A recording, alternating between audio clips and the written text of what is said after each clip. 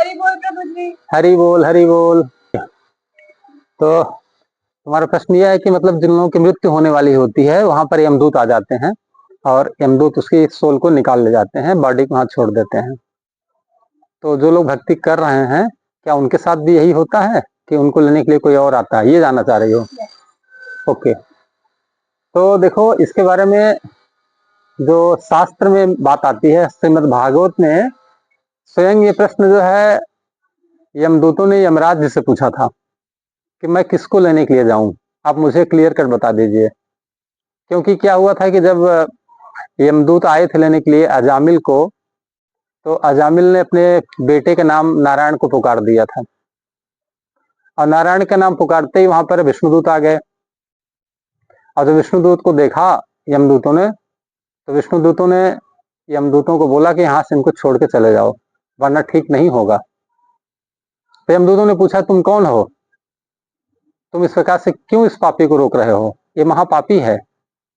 तो विष्णुदूत ने कहा कि ये पापी कौन है तुम्हें पता है? अंत समय में जो भगवान के नाम का उच्चारण करता है उसको पुण्यात्मा कहा जाता है। और तुम्हारी हिम्मत कैसे हुई, जब इसने नारायण का नाम पुकारा तो तुम इसको यमपास में बांध दिए। तुम जो है इसको टच नहीं कर सकते हो, यहां से चुपचाप वापस चले जाओ, और यदि नहीं गए तो तुम्हारे मालिक को तुम्हारी मृत्यु की सूचना प्राप्त होगी, समझे? इसलिए यहां से वापस चले जाओ। जब विष्णुदूतों ने यमदूत को इस प्रकार से डांट के और भगा दिया तो वो लोग भाग के गए यमदूत के यमराज जी के पास और जाकर के यमराज जी के ऊपर फायर हो गए। बोले कि आप मुझे ये बता दीजिए कि आप मृत्यु के देवता हैं और आपके आदेश से हम उसको लेने के लिए गए थे और वहां पर 4 लोग आकर के मुझे इस प्रकार से भगा दिए, तो मैं अब किसकी बात मानूं? आपकी बात मान करके वहां जाऊं और किसी को लेने के लिए आगे से, कि और किसी की बात मान करके जाऊं? तो आखिर हैं आप सर्वोच्च नहीं है क्या? तब यमराज जी ने पूछा कि बताओ तो बात क्या है, कौन तुमको मना किया? अरे बोले कि 4 मतलब ऐसे आए एकदम चमकीले चमकीले बड़े बड़े सुंदर सुंदर, देख करके मैं तो आश्चर्यचकित रह गया। और जब उन्होंने बताया कि मैं नारायण का दूत हूँ, मैं विष्णु दूत हूँ, तो यमराज जी चुपचाप, उन्होंने कहा करे बस चुप हो जाओ तुम, वो हमारे इष्ट देव हैं, नारायण हमारे इष्ट देव हैं, मैं उनकी आज्ञा का पालन करता हूँ। यमराज जी कौन है? मृत्यु के देवता हैं, लेकिन भगवान के द्वारा अथराइज किए गए हैं कि तुम क्या करोगे, तुमको ये ड्यूटी दी जा रही है कि जो लोग मृत्यु लोक में आए हैं उनकी आत्मा को निकाल करके लाओगे यमलोक में और उनको दंड दोगे और दंड दे करके उनको अगला शरीर प्रदान करोगे। तो यमराज जी ने उनको चुपचाप करा दिया और बोला कि चुपचाप हो जाना, अब बोलना मत कुछ। अरे तुम बहुत भाग्यशाली हो, तुमने विष्णुदूत का दर्शन कर लिया। तो विष्णुदूत तब जाकर के यमदूतों ने कहा ये बात तो मैं मान लिया आपकी कि आप बोल रहे हैं, आप मेरे मालिक हैं, लेकिन अब मुझे ये बताइए कि आगे से मैं किसको लेने के लिए जाऊं, क्योंकि अब मुझे आज क्लियर कट आदेश दे दीजिए, बार बार मैं इस प्रकार से कंफ्यूजन नहीं रहना चाहता हूं। तब जो है यमराज जी ने कहा सुनो, आगे से तुम किसको लेने के लिए जाओगे? तो क्या आदेश दिया यमराज जी ने यमदूतों को कि जिह्वा न भक्ति यत भगवत गुण नाम धेयम।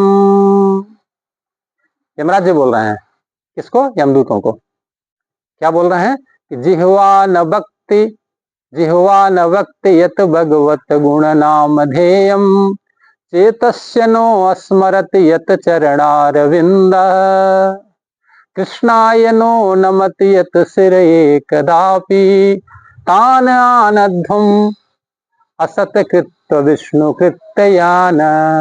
मतलब क्या मतलब हुआ? करें कि उसको लेने के लिए जाओ कि जिह्वा न वक्त भगवत गुण नाम धेयम, जिसकी जिह्वा भगवान के नाम का गुण का उच्चारण न करती हो, उसको लेने के लिए कभी मत जाना। उसको लेने के लिए जाओ जिह्वा न वक्त भगवत गुण नाम, जो भगवान के नाम के गुणगान को नहीं करता है उसको लेने के लिए जाओ, जो भगवान के नाम का उच्चारण नहीं करता उसको लेने के लिए जाओ। मतलब अब किसको लेने के लिए जाएंगे यमदूत?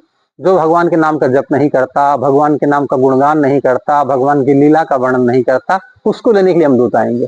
जिह्वा न भक्ति भगवत गुण नाम धेयम और चेतस्य नो अस्मरत यत चरणारविंदम, और जिसकी मन जो है भगवान के चरण कमलों का स्मरण नहीं करता हो, उसको लेने के लिए जाओ।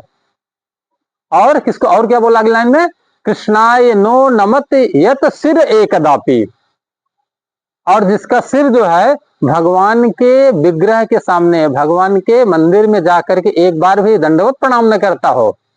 सारी दुनिया के बड़े बड़े धन करोड़पति, अरबपति, बड़े बड़े मिनिस्टर, बड़े बड़े अधिकारियों के सामने जाकर के दंडवत लोग प्रणाम करते हैं, वहां सिर झुकाते हैं, और भगवान के मंदिर में जाकर के सिर नहीं झुकता है। भगवान कहते हैं उनको लेने के लिए जाओ। तान आनध्वम, उनको लेने के लिए लाओ, उनको पकड़ के लाओ। असत कृत्यान विष्णु कृत्यान, जो इस प्रकार से असत कार्यों में लगे हुए हैं, उनको लेने के लिए तुम जाओ। मतलब क्या बोला उन्होंने, किसको लाने के लिए, उनको लेने के लिए बोला कि जो भगवान के नाम का जप नहीं करता, भगवान के नाम का गुणगान नहीं, भगवान के गुणों का बखान नहीं करता, जिसका मन भगवान के चरण का स्मरण नहीं करता, जिनका सिर भगवान के मंदिर में जाकर के झुकता नहीं है, उनको लेने के लिए जाओ। तो यमराज जी ने क्लियर कर दिया, आदेश जारी कर दिया कि आगे से तुम उन्हीं के पास जाना जो भगवान के नाम का उच्चारण नहीं करते हैं। और जो भगवान के नाम का उच्चारण करते हैं उनको, उनके पास दिखाई मत पड़ना भूल से। अगर दिखाई पड़ गए तो विष्णु दूत वहां पर उपस्थित हो जाएंगे और तुम्हारी फिर जान खतरे में है, मैं कुछ कर नहीं सकता हूँ। इसलिए जो तुमने प्रश्न पूछा कि क्या भगवान के भक्तों के पास भी यमदूत आते हैं मृत्यु के समय, तो शास्त्र बताते हैं कि यमराज जी का इंस्ट्रक्शन है कि जो भगवान के नाम का उच्चारण अंत समय में कर रहा है उसके पास यमदूत दिखाई नहीं पड़ सकते हैं। उसके पास कौन आएगा, विष्णु दूत आएंगे, भगवान के वाहन से आएंगे, विष्णु दूत आएंगे और उस आत्मा को भगवान के धाम लेकर के जाएंगे। उसको, उसकी एंट्री यमलोक में नहीं होने वाली है। तो इसलिए भगवान की भक्ति करने वाला व्यक्ति, भगवान के नाम का गुणगान करने वाला व्यक्ति, भगवान का बखान करने वाला व्यक्ति कभी भी यमलोक नहीं जाता, यमदूत का दर्शन नहीं करता, यमराज का दर्शन नहीं करता। वो किसका दर्शन करता है, वो वैकुंठपति भगवान विष्णु का दर्शन करता है, विष्णु के दूतों के द्वारा वहां चला जाता है। इसलिए क्या करना चाहिए, Hare Krishna Krishna Krishna Hare Hare, Hare Rama Ram Rama Hare Hare. Is it clear? Okay.